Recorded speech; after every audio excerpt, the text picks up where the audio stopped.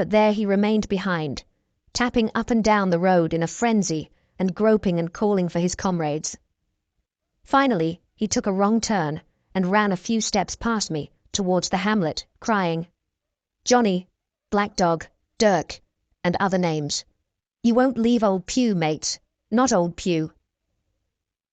Just then, the noise of horses topped the rise, and 4 or 5 riders came in sight in the moonlight and swept at full gallop down the slope. At this, Pew saw his error, turned with a scream, and ran straight for the ditch, into which he rolled. But he was on his feet again in a second, and made another dash, now utterly bewildered, right under the nearest of the coming horses. The rider tried to save him, but in vain. Down went Pew with a cry that rang high into the night, and the 4 hoofs trampled and spurned him and passed by. He fell on his side, then gently collapsed upon his face and moved no more. I leaped to my feet and hailed the riders.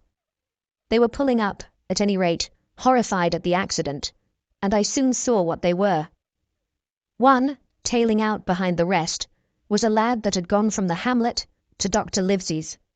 The rest were revenue officers, whom he had met by the way, and with whom he had had the intelligence to return at once. Some news of the lugger in Kit's Hole had found its way to Supervisor Dance, and set him forth that night in our direction, and to that circumstance my mother and I owed our preservation from death. Pew was dead, stone dead. As for my mother, when we had carried her up to the hamlet, a little cold water and salts, and that soon brought her back again, and she was none the worse for her terror, though she still continued to deplore the balance of the money. In the meantime, the supervisor rode on, as fast as he could, to Kit's Hole. But his men had to dismount and grope down the dingle, leading and sometimes supporting their horses, and in continual fear of ambushes. So it was no great matter for surprise that when they got down to the hole, the lugger was already under way, though still close in. He hailed her. A voice replied, telling him to keep out of the moonlight, or he would get some lead in him, and at the same time a bullet whistled close by his arm. Soon after, the lugger doubled the point and disappeared. Mr. Dance stood there, as he said, like a fish out of water, and all he could do was to dispatch a man to B, to warn the cutter.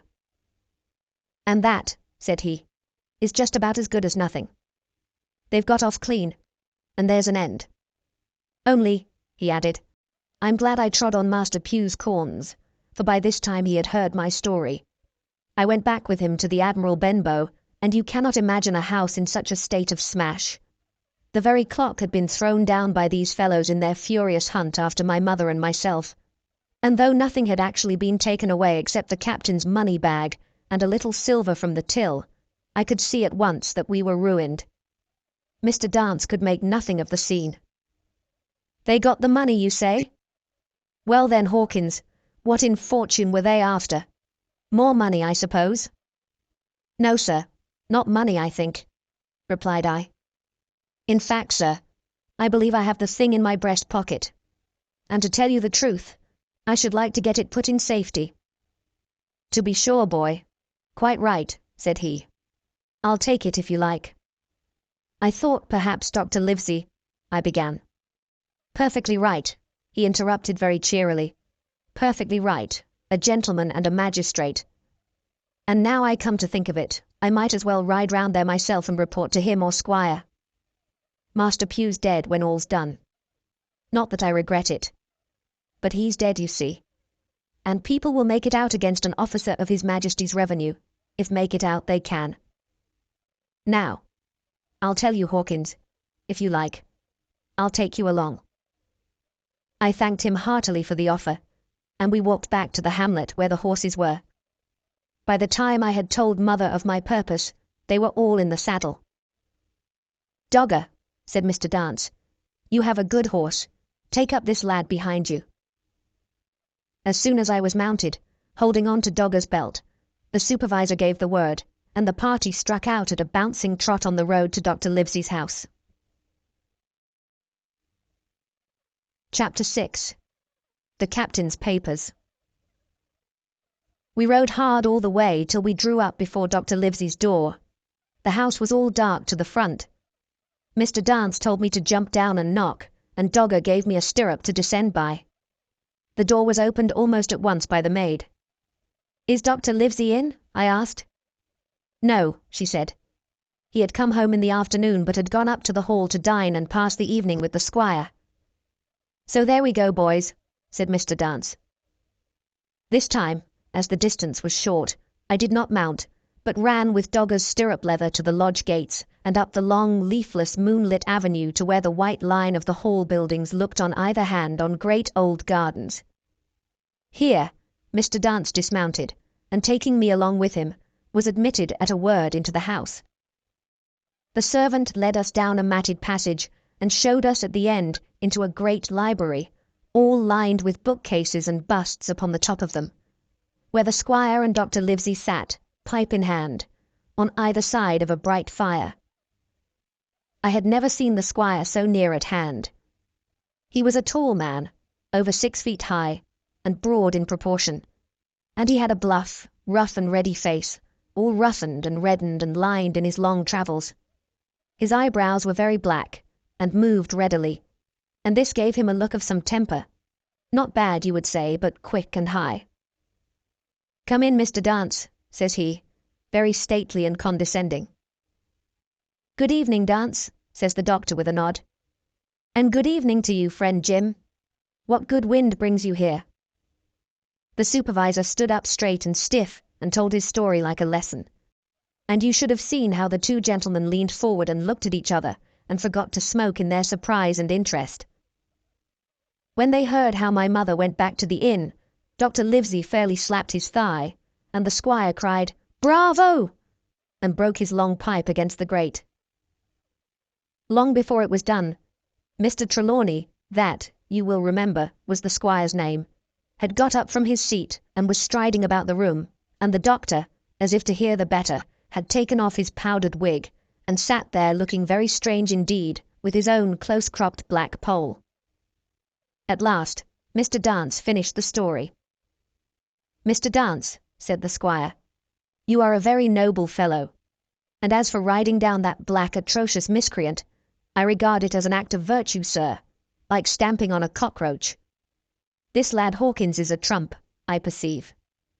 Hawkins, will you ring that bell? Mr. Dance must have some ale." "And so, Jim," said the doctor, "you have the thing that they were after, have you?" "Here it is, sir," said I, and gave him the oilskin packet. The doctor looked it all over, as if his fingers were itching to open it. But instead of doing that, he put it quietly in the pocket of his coat. "Squire," said he, "when Dance has had his ale, he must, of course, be off on his Majesty's service. But I mean to keep Jim Hawkins here to sleep at my house, and with your permission, I propose we should have up the cold pie and let him sup." "As you will, Livesey," said the squire. "Hawkins has earned better than cold pie." So a big pigeon pie was brought in and put on a side table, and I made a hearty supper, for I was as hungry as a hawk, while Mr. Dance was further complimented and at last dismissed. "And now, squire," said the doctor. "And now, Livesey," said the squire in the same breath. One at a time, laughed Dr. Livesey. "You have heard of this Flint, I suppose?" "Heard of him?" cried the squire. "Heard of him, you say? He was the bloodthirstiest buccaneer that sailed." Blackbeard was a child to Flint. The Spaniards were so prodigiously afraid of him that, I tell you, sir, I was sometimes proud he was an Englishman. I've seen his top sails with these eyes, off Trinidad, and the cowardly son of a rum puncheon that I sailed with put back, sir, into Port of Spain. "Well, I've heard of him myself in England," said the doctor. "But the point is, had he money?" "Money!" cried the squire. "Have you heard the story? What were these villains after but money? What do they care for but money? For what would they risk their rascal carcasses but money?" "That we shall soon know," replied the doctor. "But you are so confoundedly hot-headed and exclamatory that I cannot get a word in. What I want to know is this.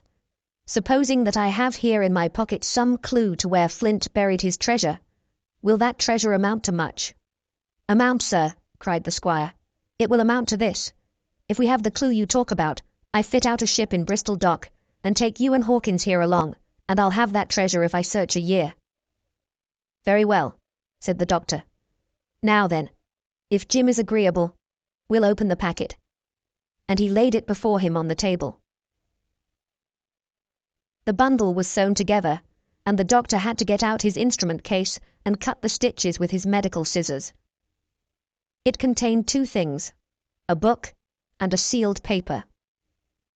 "First of all, we'll try the book," observed the doctor. The squire and I were both peering over his shoulder as he opened it, for Dr. Livesey had kindly motioned me to come round from the side table, where I had been eating, to enjoy the sport of the search. On the first page there were only some scraps of writing, such as a man with a pen in his hand might make for idleness or practice. One was the same as the tattoo mark, "Billy Bones, his fancy." Then there was, "Mr. W. Bones, mate. No more rum. Off Palm Key he got it," and some other snatches, mostly single words and unintelligible. I could not help wondering who it was that had got it, and what it was that he got. A knife in his back, as like as not. "Not much instruction there," said Dr. Livesey as he passed on. The next 10 or 12 pages were filled with a curious series of entries. There was a date at one end of the line, and at the other a sum of money, as in common account books, but instead of explanatory writing, only a varying number of crosses between the two. On the 12th of June, 1745, for instance, a sum of £70 had plainly become due to someone, and there was nothing but 6 crosses to explain the cause. In a few cases, to be sure, the name of a place would be added, as Offe Caracas, or a mere entry of latitude and longitude, as 62 degrees, 17 minutes 20 seconds, 19 degrees, 2 minutes 40 seconds. The record lasted over nearly 20 years, the amount of the separate entries growing larger as time went on, and at the end a grand total had been made out after 5 or 6 wrong additions, and these words appended, "Bones, his pile." "I can't make head or tail of this," said Dr. Livesey. "The thing is as clear as noonday," cried the squire. "This is the Black-Hearted Hound's account book. These crosses stand for the names of ships or towns that they sank or plundered. The sums are the scoundrel's share, and where he feared an ambiguity, you see he added something clearer. Offe Caracas, now, you see here was some unhappy vessel boarded off that coast. God help the poor souls that manned her. Coral long ago." "Right," said the doctor. "See what it is to be a traveller. Right. And the amounts increase, you see, as he rose in rank." There was little else in the volume but a few bearings of places noted in the blank leaves towards the end, and a table for reducing French, English, and Spanish moneys to a common value. "Thrifty man!" cried the doctor. "He wasn't the one to be cheated." "And now," said the squire, "for the other." The paper had been sealed in several places with a thimble by way of seal, the very thimble, perhaps, that I had found in the captain's pocket. The doctor opened the seals with great care, and there fell out the map of an island, with latitude and longitude, soundings, names of hills and bays and inlets, and every particular that would be needed to bring a ship to a safe anchorage upon its shores. It was about 9 miles long and 5 across, shaped, you might say, like a fat dragon standing up, and had 2 fine landlocked harbours, and a hill in the centre part marked the Spyglass. There were several editions of a later date, but above all, 3 crosses of red ink, 2 on the north part of the island, 1 in the southwest, and beside this last, in the same red ink, and in a small, neat hand, very different from the captain's tottery characters, these words, "Bulk of treasure here." Over on the back, the same hand had written this further information: "Tall tree, Spyglass shoulder, bearing a point to the north of north-northeast, Skeleton Island east-southeast, and by east 10 feet. The bar silver is in the north cache,